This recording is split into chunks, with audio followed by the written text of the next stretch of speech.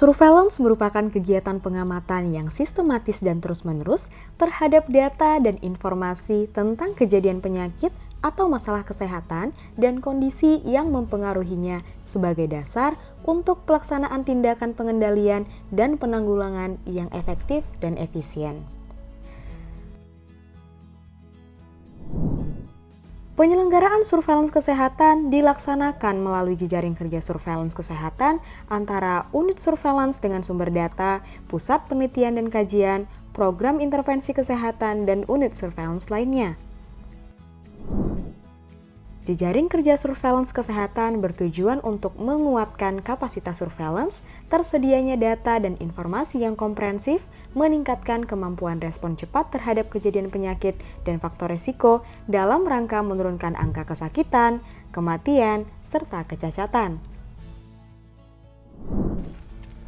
Tujuan surveillance kesehatan berdasarkan Pasal 2 Peraturan Menteri Kesehatan Nomor 45 Tahun 2014 tentang penyelenggaraan surveillance kesehatan yaitu tersedianya informasi tentang situasi, kecenderungan penyakit dan faktor risikonya, serta masalah kesehatan masyarakat dan faktor-faktor yang mempengaruhinya sebagai bahan pengambilan keputusan.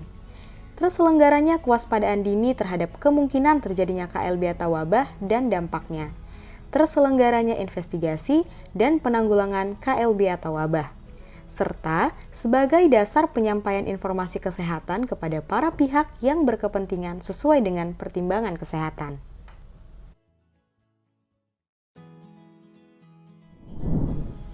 Untuk mencapai tujuan surveillance tersebut, terutama pada tingkat puskesmas, maka diperlukan koordinasi yang baik antara puskesmas dengan jejaring surveillance di wilayahnya, yang meliputi koordinasi dengan jejaring internal puskesmas, dokter praktek swasta, sarana pelayanan kesehatan mandiri atau swasta, maupun koordinasi petugas epidemiologi antar puskesmas yang berbatasan.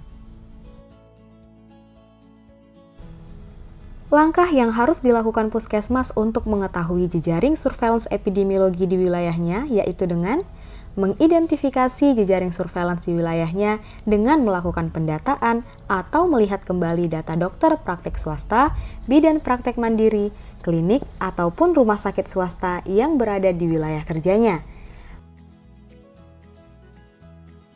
Mengidentifikasi wilayah puskesmas yang berbatasan langsung dengan wilayah kerjanya, baik dalam satu wilayah kecamatan, berbeda atau berbatasan dengan kabupaten atau kota, berbeda atau berbatasan dengan provinsi atau negara lain. Membuat daftar nomor kontak person jejaring surveillance di wilayahnya maupun kontak person petugas vertikal Dinas Kesehatan. Dan melakukan identifikasi data surveillance epidemiologi apa saja yang akan dikoordinasikan dengan jejaring surveillance tersebut.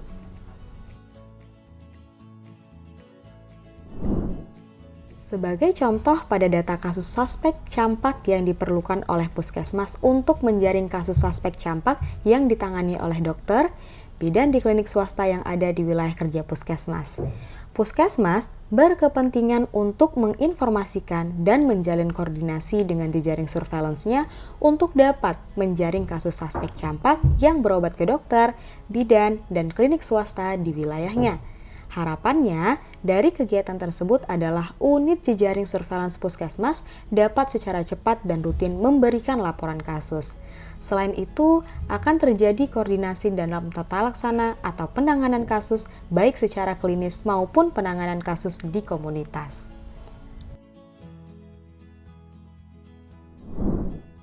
Sistem surveillance yang dilakukan di Indonesia memiliki karakteristik kesederhanaan, fleksibilitas, akseptabilitas, sensitivitas, nilai prediktif positif, kerepresentatifan, ketetapan waktu yang berkontribusi secara langsung terhadap kemampuan mencapai tujuan spesifiknya.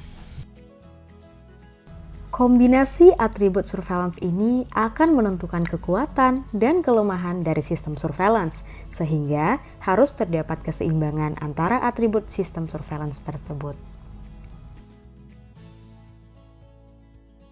Jejaring kerja surveillance kesehatan bertujuan untuk menguatkan kapasitas surveillance, tersedianya data dan informasi yang komprehensif, meningkatkan kemampuan respon cepat terhadap kejadian penyakit dan faktor risiko dalam rangka menurunkan angka kesakitan, kematian, serta kecacatan.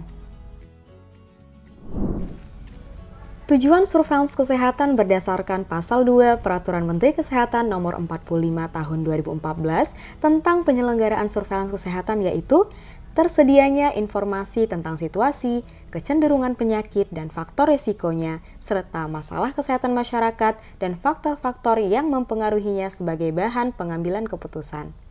Terselenggaranya kewaspadaan dini terhadap kemungkinan terjadinya KLB atau wabah dan dampaknya. Terselenggaranya investigasi dan penanggulangan KLB atau wabah, serta sebagai dasar penyampaian informasi kesehatan kepada para pihak yang berkepentingan sesuai dengan pertimbangan kesehatan.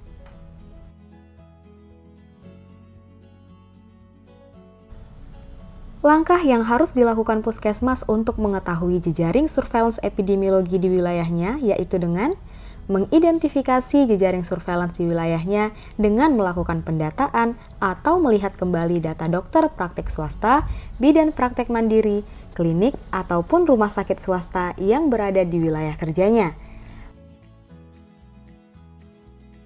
Mengidentifikasi wilayah puskesmas yang berbatasan langsung dengan wilayah kerjanya, baik dalam satu wilayah kecamatan, berbeda atau berbatasan dengan kabupaten atau kota, berbeda atau berbatasan dengan provinsi atau negara lain. Membuat daftar nomor kontak person jejaring surveillance di wilayahnya maupun kontak person petugas vertikal Dinas Kesehatan. Dan melakukan identifikasi data surveillance epidemiologi apa saja yang akan dikoordinasikan dengan jejaring surveillance tersebut.